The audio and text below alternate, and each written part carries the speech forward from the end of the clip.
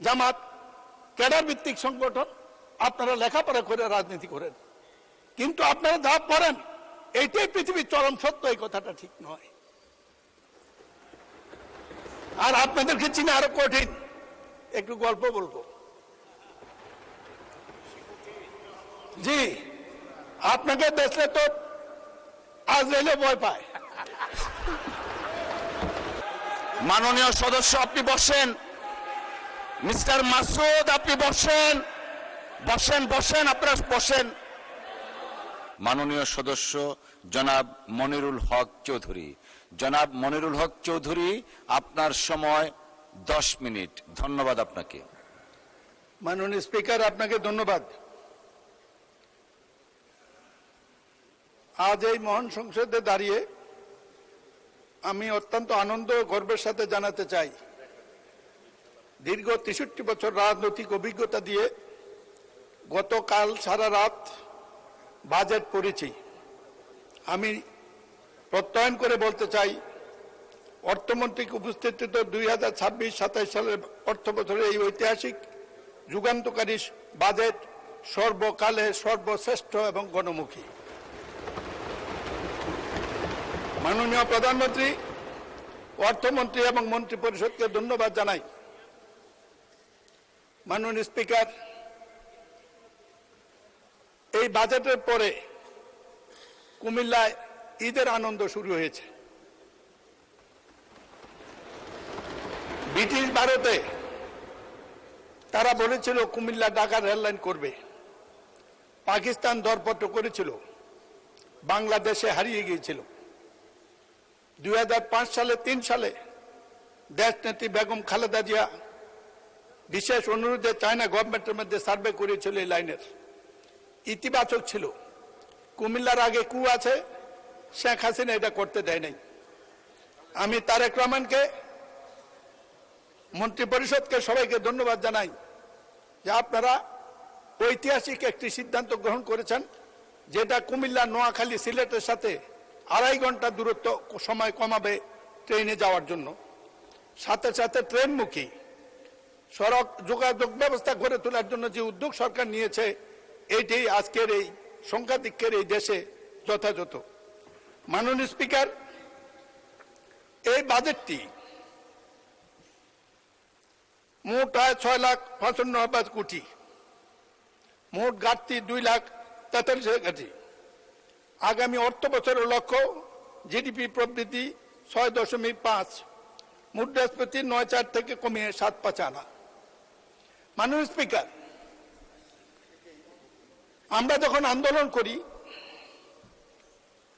তৎকালীন সরকারের সাথে বিক্ষুব্ধ আওয়ামীপন্থী কিছু লোকের সাথে কথা হয়েছিল।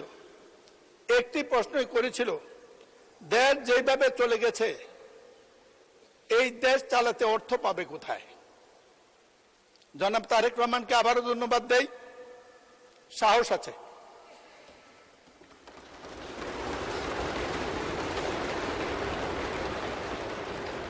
আপনারা স্পিকার সাহেব আর ডেপুটি স্পিকার সাহেব সংসদে বসলে স্বাভাবিক নিয়ে বামপন্থী হয়ে যান, কিন্তু একটু সতর্ক থাকেন, এই কথা তো বলতেই পারি।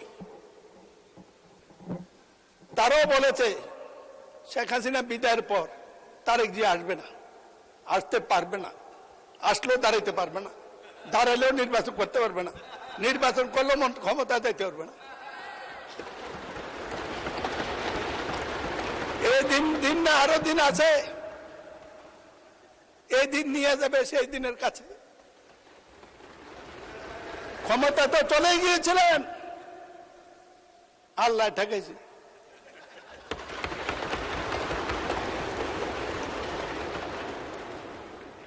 একটি কথা বলতেছে মাননীয় স্পিকার, বাজেট সম্পর্কে 1 ঘন্টা আলোচনা করা যাবে, কিন্তু কিছু কথা ওনাদের সম্পর্কে মানলো যে জাতির সাথে বোধহয় প্রতারণা করবো। আমি এই জন্য কিছু কথা আজকে বলবোই, মাফ করে দেব। ওনাদের সাথে আরো খুব ভালো সম্পর্ক। 68 সনে গোলাম আজমের নেতৃত্বে ঢাকা আন্দোলন করেছি, ডাকে হরতাল করেছি। আমি হরতালের কমিটির আহ্বায়ক ছিলাম বিশ্ববিদ্যালয় ক্যাম্পাসে। সেই গোলাম আজম সাহেব আমার 2য় সংসদ নির্বাচনে আওয়ামী লীগের বিরুদ্ধে জামাতের প্রার্থী আমার এলাকা থেকে প্রত্যাহার করেছিল, আমি আপনাদের কাছে কৃতজ্ঞ। আমি এই কথা স্বীকার করি, জামাত ক্যাডার ভিত্তিক সংগঠন, আপনারা লেখাপড়া করে রাজনীতি করেন, কিন্তু আপনারা যা করেন এইটাই পৃথিবীর চরম সত্য, এই কথাটা ঠিক নয়। আর আপনাদেরকে চিনে আরো কঠিন। একটু গল্প বলবো। জি, আপনাকে দেখলে তো আজ রেলে ভয় পায়। ভাই শাহজাহান, মাননীয় সদস্য, জি জি, মাননীয় সদস্য দয়া করে আমাকে অ্যাড্রেস করে কথা বলুন। Yes sir, yes sir, thank you. Yes sir, একটু সম্পর্কটা ক্লোজ নাহলে খেপে যাবে। সংসদের বাইরে গিয়ে ক্লোজটা দেখাবেন, জি, জি, এখানে জি, আমাকে জি। অ্যাড্রেস করেন প্লিজ। আমি আবার ও নিয়ে কোথাও যাই না, কারণ ও কোন জায়গায় কে কি বলে দেয় বিপদে পড়বো, ভারত তো যাই না। তো আমি বউ নিয়ে যাই নাই, কয়েকজনে বউ নিয়ে যায় না, কিন্তু তার ভাই বউ নিয়ে গেছে। ঢুকার পর দেখি একটা কিছু হাঁটতেছে, তা আমি বললাম যে তার ভাই ভাবি কই? কই যে ওই যে। আমি বললাম, আপনি যে বদলাই আনেন না, এটা কেমনি বুঝবো? মাননীয় স্পিকার, আমাদের হাউসে আমাদের বোনেরা এসছে এমপি হইয়া, আপনি অভিনন্দন জানাইছেন, আমি অভিনন্দন জানাতে চাই। সবাই মেধাবী, দুজনের বক্তৃতা শুনছি, আগামী দিনে কিছু করতে পারবে, ভবিষ্যৎ আছে, লেখাপড়া জানা। কিন্তু বুঝলাম না তো কারা আপনারা, ভিতরে কে? আপনারা আপনারা এদিকে দেখতে পারেন, আমরা এদিকে দেখলে কি আছে এটা বুঝবো না, এটা ঠিক না তো। মাননীয় সদস্য, মাননীয় সদস্য, প্লিজ পার্সোনাল ফ্রিডম নিয়ে কথা বলা উচিত না। না, ঠিক না।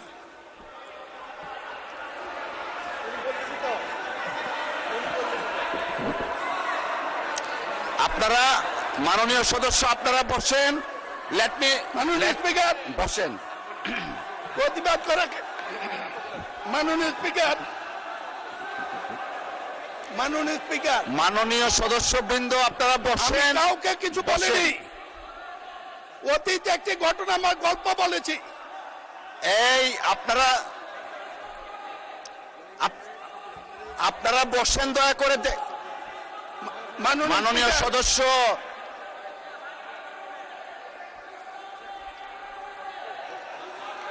মাননীয় সদস্য আপনি বসেন। মিস্টার মাসুদ আপনি বসেন, বসেন বসেন, আপনারা বসেন। মাননীয় speaker, please take your seat all the আমাকে মেম্বার্স। কথা বলতে দিন। মিস্টার নাজিবুর রহমান বসেন আপনি। আমি মিস্টার কাউকে নাজিবুর ছোট রহমান করিনি। বসেন। যদি ছোট হয়ে থাকেন ক্ষমা চাইছি, আমি কাউকে ছোট মিন করিনি। বসেন না, দেখেন আমি কি বলি, বসেন। ঠিক নয়। নাজিবুর রহমান সাহেব বসেন। মেম্বার অফ পার্লামেন্ট আপনারা মাননীয় বসেন স্পিকার। দয়া করে। আহা, সবাইকে তো দেয়া যাবে না, বসেন ওনাদের বসেন। ওনাদের সম্পর্কে মাননীয় জানতে- সদস্য আপনি একটু থামুন দয়া করে। আপনারা ওনাদের বসেন। সম্পর্কে জানতে হলে মিস্টার মাসুদ আপনি বসেন, বসেন বলতেছি। মিস্টার মাসুদ আপনাকে বসতে বলতেছি। Please all of the members take your seat. All of the members please take your seat. বিরোধী দলের চিফ হুইপ আপনি বসেন, বসেন, সকলেই বসেন। মাননীয় স্পিকার, মাননীয় সদস্য আপনি যে বক্তব্য দিয়েছেন পার্সোনাল ফ্রিডম নিয়ে, এই অংশটুকু এক্সপান্স করা হলো। Thank you, thank you. আমি মাননীয় সদস্যবৃন্দ, Thank you. all the honorable members of the parliament, all the honorable members of the parliament, please একটু শুনুন দয়া করে। আপনারা, আমরা সকলেই জাতীয় সংসদের নির্বাচিত সদস্য। আমরা যদি আমাদের ডিসেন্সি আমরা না রাখি, আমাদের ডিগনিটি, আমাদের অনার আমরা না রাখি, জাতির কাছে যারা আমাদেরকে ভোট দিয়ে সংসদে পাঠিয়েছে তাদের কাছে আমরা লজ্জিত হব। এই মহান সংসদ গণতান্ত্রিক কার্যক্রম পরিচালনার চারণ ক্ষেত্র। পার্সোনাল ফ্রিডম নিয়ে কেউ কথা ভবিষ্যতে বলবেন না। অসংখ্য ধন্যবাদ। মিস্টার চৌধুরী, আপনি আপনার বক্তব্য শেষ করুন। বাকি যে সময়টুকু আছে। ধন্যবাদ সকলকে। স্পিকার, যে সময়টা নষ্ট হয়েছে এটা অ্যাড করবেন। আমি আবারও বলি, এই পরিস্থিতি আমি প্রত্যাশা করি নাই। যদি কোনো শব্দ আকার ইঙ্গিতে কারো আত্মপ্রবণে লেগে থাকে, অবশ্যই আমি অনুরোধ করবো আপনি এক্সপ্রেস করবেন। আমার মনে হয় ভুল বুঝেছেন, এটা বুঝার শক্তি সবার থাকে না। মাননীয় স্পিকার, ওনাদের সম্পর্কে এই জন্য বলবো, পাকিস্তান আন্দোলন, জিন্না মওদুদি মাদাদির ভূমিকা আমার লেখা নয়, বইটি পুরনো। সেদিন পাকিস্তানের সময় তারা পাকিস্তানের বিরোধিতা করেছে। আমরা যখন পাকিস্তানের বিরোধিতা করতে গেছি মুক্তিযুদ্ধের সময়, তখন তারা সমর্থন করেছে। কেন? তখন তারা সমর্থন করেছে। এর পরবর্তী পর্যায়ে দেশ নেত্রী খালেদা জিয়া অনেক বিরোধিতার মুখে জাতীয় ঐক্যের প্রশ্নে শহীদ জিয়া যে ঐক্য সৃষ্টি শুরু করেছিলেন, তাকে নিয়ে, জামাতকে নিয়ে। মাননীয় সদস্য,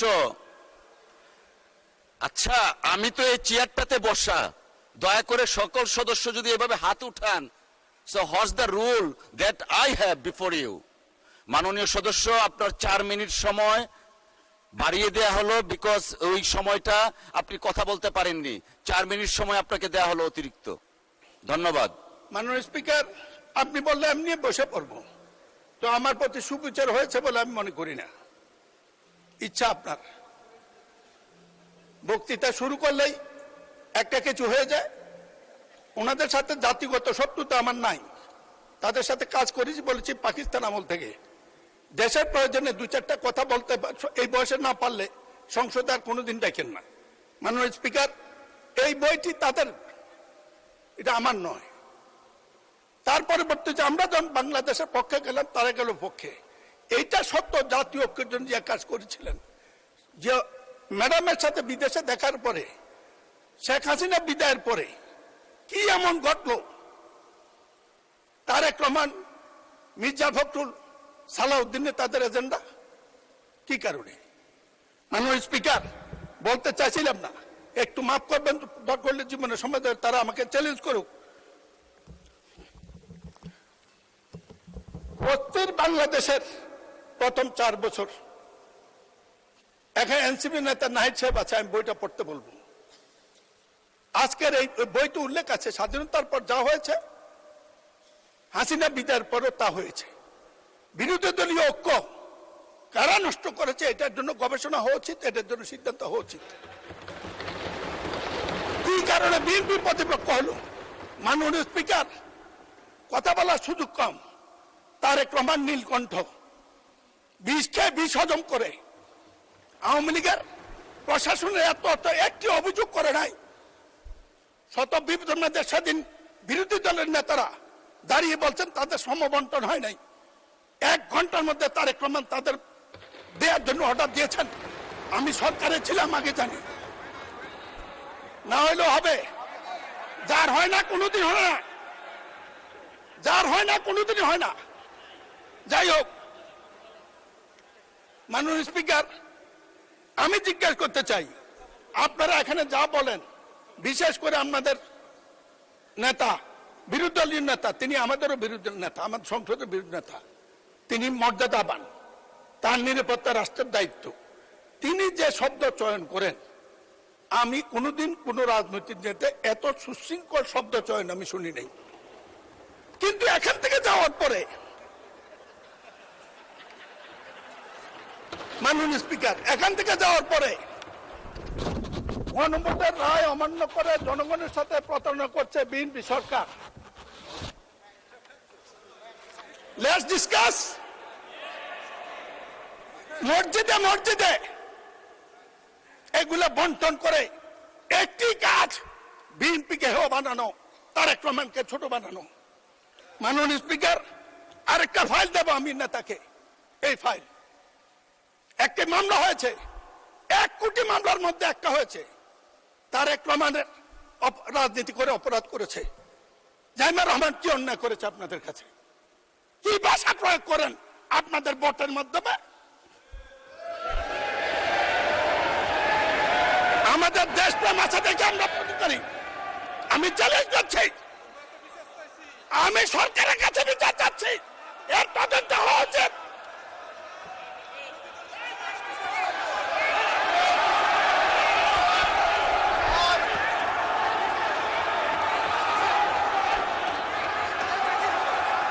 এই মামলার কাগজ আমি দেব।